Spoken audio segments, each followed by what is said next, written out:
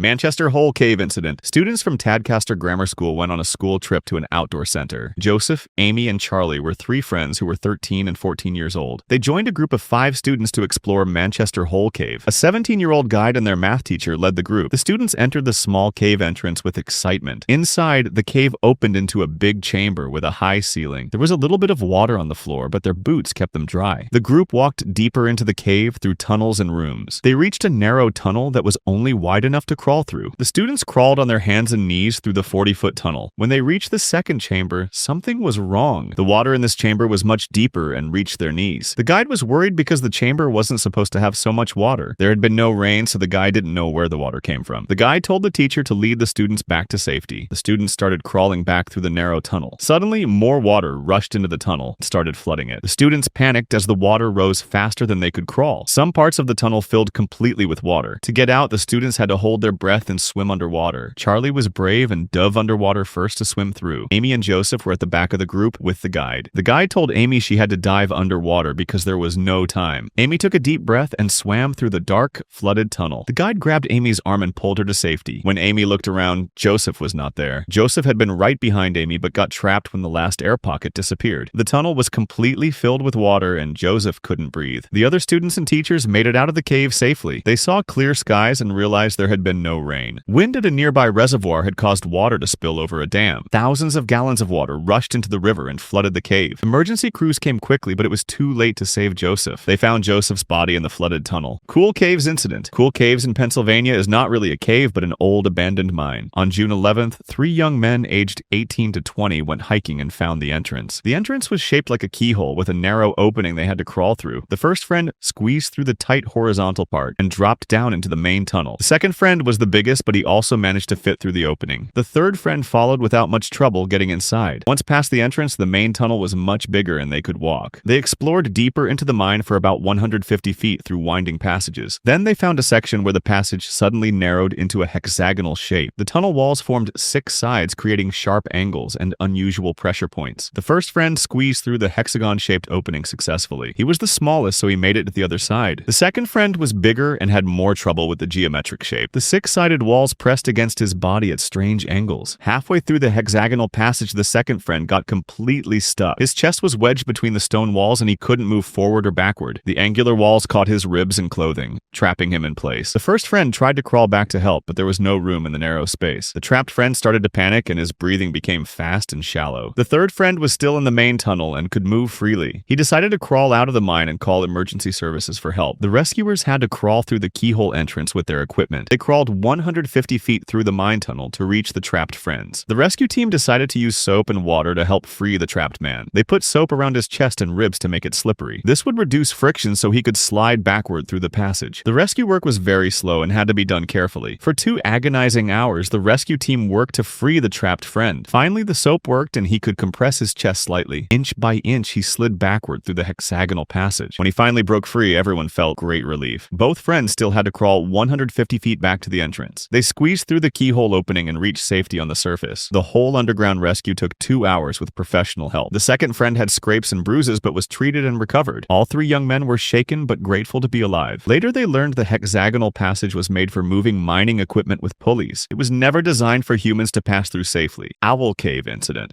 On September 3rd, 1997, 3 cavers went to explore Owl Cave in Virginia. 2 of the cavers had been in this cave before, but 1 was new to it. They planned to go through the 3,000-foot cave and exit from the back door. The experienced cavers told their friend it would be easy but tricky. The group started their journey through the winding cave tunnels. For a few hours, everything went well, and they had fun exploring. When they got near the back exit, something was wrong. One experienced caver noticed the exit looked much smaller than before. The 2 experienced cavers squeezed through the narrow exit without trouble. They waited outside for their friend to come through. The third caver tried to push through the tight opening. His head and shoulders got outside, but his body was stuck inside. He called for help because he couldn't move forward or backward. His friends tried pulling him from outside, but it hurt him badly. He tried pushing with his legs, but the cave passage was too twisted. Phil Lucas, who owned the cave, was camping nearby for the holiday weekend. He heard the calls for help and rushed over with other cavers. At first, they thought a few extra people could pull him free, but after many tries, they realized he was really stuck. The trapped caver felt like the cave was swallowing him alive. One rescuer went back into the cave to try helping from behind, but the caver was stuck between several huge rocks. Phil Lucas made a plan to remove some of the rock. They used a battery-powered drill to make holes in the rock. They put wedges in the holes to break off pieces of rock. This work took many hours and had to be done very carefully. With each piece of rock removed, the caver had more room to move. Some people watching got frustrated and didn't understand the plan. They wondered why the rescuers were pulling him back instead of out. Finally, they made the passage wide enough for him to slide back in. They used a sledgehammer to clear away the last pieces of rock. The caver was finally able to crawl out of the cave exit.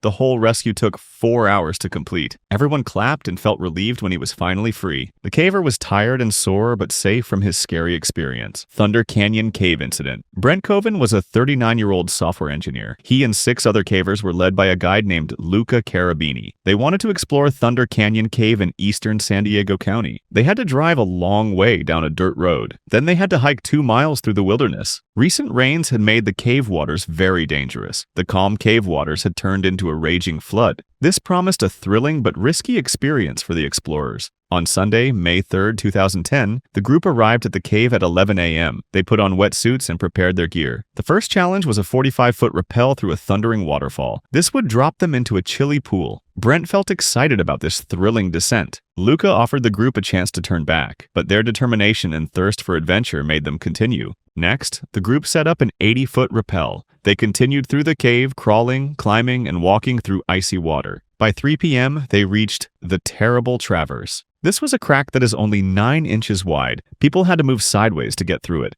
A wooden board had been placed across the gap. This was to prevent people from sliding down and getting stuck. The crack goes down vertically for 200 feet. Luca led the way through the crack. He positioned himself to help from the other side. Steve followed, but his tiredness and fear got the better of him. Steve became stuck in the crack. Panic set in as Steve realized his worst nightmare was happening. The group worked together, pulling and pushing for 10 painful minutes. Finally, Steve was freed.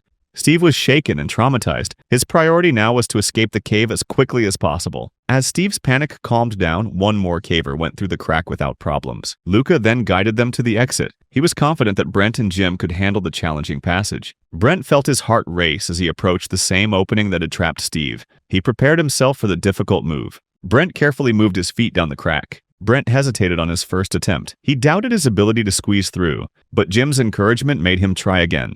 Brent tried the passage again. However, Brent's hips wedged tightly in the crack. He was stuck and helpless with his face pressed against the rock wall. Luca rushed back to the scene. He and Jim started a desperate rescue effort. But despite their best efforts, Brent remained stuck. As 2 hours passed, Brent's arms went numb. He slid further into the crack. They realized the seriousness of their situation. Luca finally reached the exit and called for help. 4 experienced rescuers entered the cave. They assessed the situation and were shocked. Brent had been trapped for nearly 6 hours. His body was suffering from severe hypothermia. They slowly broke up the rocks that were pinning Brent in place. At 6 a.m., after a difficult 9 hours, Brent was finally freed from the crack. The group pulled him out and made sure he was conscious. They dragged him to the cave exit. Brent was rushed to the hospital for treatment. He had severe hypothermia and dehydration. Doctors reported that Brent was stable and expected to make a full recovery. Devil's Ear Cave Incident. On August 21, 2004, Brian Tyndall and 3 friends arrived at Ginny Springs around 8:30 p.m. Brian was 24 years old and had been diving for 3 years. He had done over 100 open water dives. 2 friends took a canoe and another friend went snorkeling. Brian wanted to explore the underwater cave entrances. Brian put on his diving gear. His tank showed 500 psi of air. He took his LED flashlight and did his final checks. Brian's first dive took him to Little Devil at 30 feet deep. The entrance was tight but opened into a large chamber inside. He looked around with his flashlight and went back. Then Brian went to Devil's Eye. This one was deeper at 40 feet with a bigger entrance. He swam just inside and saw multiple tunnels going into darkness. Brian went back to the surface to tell his friends what he saw. Brian was excited about what he had discovered. As the night went on, Brian made several more short dives. His air supply was getting lower with each dive. Around 2 a.m., Brian checked his air gauge. He had about 12 minutes of air left. Brian wanted to check out the main Devil's Ear entrance. He told his friends he would be right back. Devil's Ear opened up at 20 feet deep. The entrance was bigger than the other cave openings. Brian dropped down and swam inside. His light showed the passage was huge at first. He kept swimming deeper, following the main tunnel. Then the ceiling started getting lower. The passage narrowed into a tight squeeze about 4 feet across. Beyond it, his light showed another chamber. Brian thought he could make it through. He positioned himself carefully and started squeezing through. Halfway through, his tank valve caught on something in the ceiling. Brian tried to back out, but he was stuck. He pushed forward but was still stuck. His movement movements kicked up sand and dirt from the cave floor. In seconds, the water around him turned brown and murky. His breathing got faster, using up his remaining air. He was locked in place in the darkness, 20 feet underwater and 50 feet inside the cave. Up on the surface, his three friends kept waiting. They watched for Brian's light or bubbles to appear. They started calling his name across the water. No bubbles, no light, no Brian. The three friends realized something was seriously wrong. They called for emergency help. A Ginny Springs diving instructor got the emergency call. He put on his gear and dropped into Devil's Ear Spring. He swam toward the narrow sections of the cave system. He knew where divers usually got into trouble. There, wedged in the narrow opening, he found Brian. The instructor worked carefully to free Brian from the restriction. Once free, the instructor pulled Brian's body back through the opening. The journey back to the surface took about 10 minutes. Unfortunately, Brian had died in the underwater cave. Seth Rowee's cave incident. On June 20th, 2015, Seth Rowee went to explore caves in Singhampton, Ontario. Seth was a 30-year-old outdoor enthusiast. He went to the conservation park with a headlamp and nothing else. Seth wanted to explore hidden crevice caves. He hadn't told anyone where he was going. The cave was unmarked and unnamed. It was a narrow crack in the rocky ground, only 20 inches wide. The entrance dropped steeply into the earth and got narrower as it went down. Seth turned on his headlamp and began to lower himself inside. The walls closed around him quickly. They pressed on his shoulders as he moved deeper. At its narrowest, the passage was just 15 inches wide. Seth had to move very carefully. He reached a point where the cave got even tighter. A section of rock jutted out above him, blocking his path forward. Seth decided it wasn't worth the risk and began to go back. Close to the entrance, Seth put his foot against a small rock outcrop to pull himself up. The stone had been worn down by water for centuries. It shifted under his weight and crumbled away. Seth dropped like a stone and fell 36 feet into the darkness. His body hit the jagged walls before coming to a stop. Seth was wedged in a narrow space far below the surface. Seth was alive, but his situation was very bad. His arms and legs were scraped and bruised. Seth tried to move, but the crevice held him tightly. Seth began calling for help. His voice faded into the silence. By evening, Seth began to lose hope. Then two hikers were walking back to the trailhead. They heard faint cries for help. They stopped and listened carefully. They followed the sound to the cave entrance. The hikers looked into the opening and spotted a faint glow far below. Seth's voice reached them. Weak, but clear. The hikers immediately called emergency services. Rescue team arrived quickly. Rescuers lowered water and blankets to Seth. This kept him hydrated and warm while they worked. As midnight approached, they brought in a chisel. They used it to carve away the rock around Seth. The work was very slow. By dawn, Seth had been underground for nearly 20 hours. Rescuers continued chipping away at the rock. Finally, after 22 hours of effort, Seth was freed. He came out pale and battered, but alive. Rescuers wrapped him in blankets and rushed him to an ambulance. His injuries were minor: cuts, bruises, and dehydration. Seth recovered from his ordeal in the unnamed cave.